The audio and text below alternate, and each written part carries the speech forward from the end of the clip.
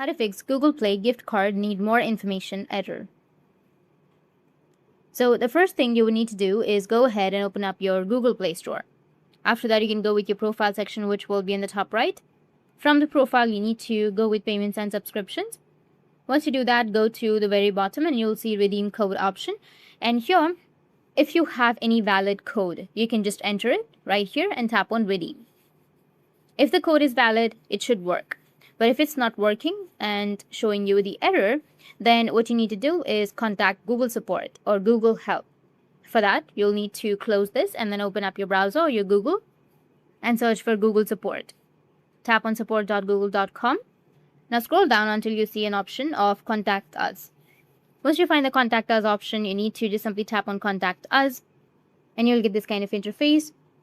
You need to enter your first and last name, your email address, and then go and enter the issue that you're facing and go with submit.